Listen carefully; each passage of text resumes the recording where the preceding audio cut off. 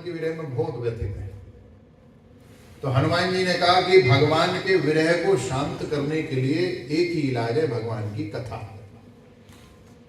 भागवत आप लोगों ने तो भी सुनी हो, उसमें 10वें स्कंद के 5 अध्याय जिनको हम रास पंचाध्यायी कहते हैं, अध्याय 29, 30, 31, 32, 33,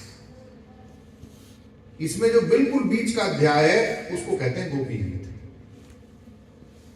जब भगवान गोपियों के पहले तो बांसुरी बजाई, बांसुरी के जरिए सबके मन को चुरा लिया, सबके मन खींच लिए, प्राण खींच लिए, सब भागी आई ठाकुर जी के पास वृंदावन में महारास के लिए शरद पूर्णिमा की रात्रि में।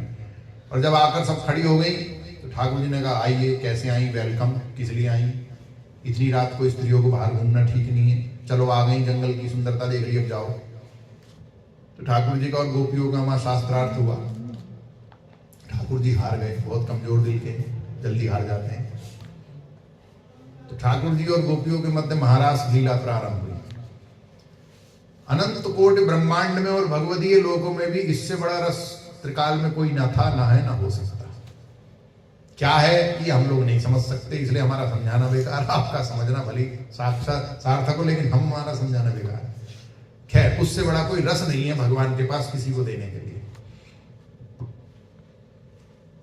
बीच में गोपियों को दिव्य अहंकार हो गया, तो महाराज के मध्य से ठाकुर जी अलक्षित हो गए, गायब हो गए। राधा रानी रह गई गोपियों के साथ। पिता थोड़े कठोर होते हैं, माता कोमल होती है। तो राधा रानी के साथ मिलकर ठाकुर जी को गोपियों ने पुकारा। उसे गोपी गीत कहते हैं।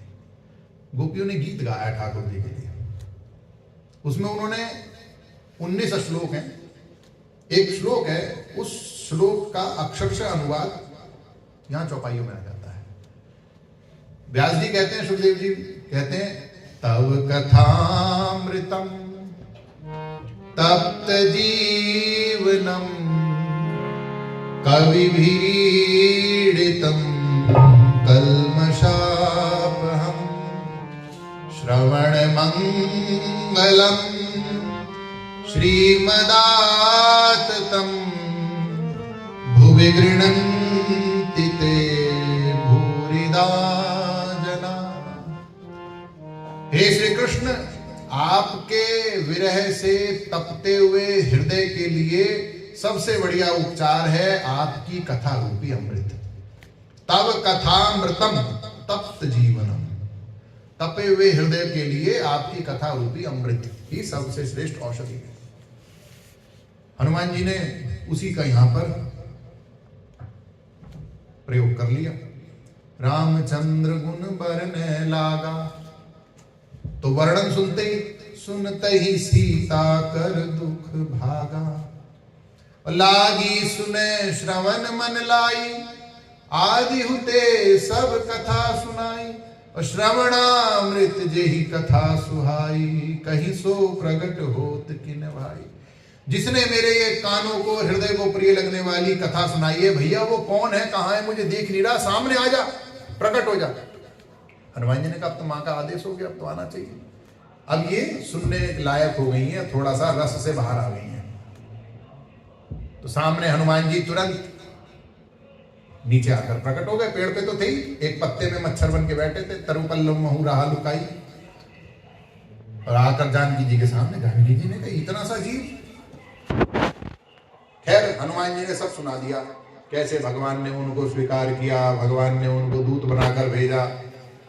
और हनुमान जी ने कसम तक खा ली, रामदूत में मां तु जानकी, और सत्य शपथ करुणा निधान की। राम जी की सत्य शपथ लेकर कहता हूं कि मैं उनका ही दूत हूं, आप मेरे को भरोसा करो। क्योंकि हनुमान जी को देखते ही जानकी जी ने मुंह घुमा लिया था।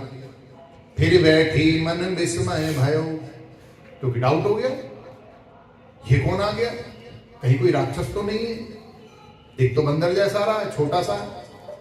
हनुमान जी ने कहा चिंता ना करो मां, भगवान आएंगे, निश्चर मारी तो ही ले जय पुर नारदादि जस जय। सारे राक्षसों का संहार करके वो आपको वापस ले जाएंगे, और तीनों लोकों में नारद इत्यादि बड़े बड़े ऋषि मुनि आप उनका गुण गाएंगे।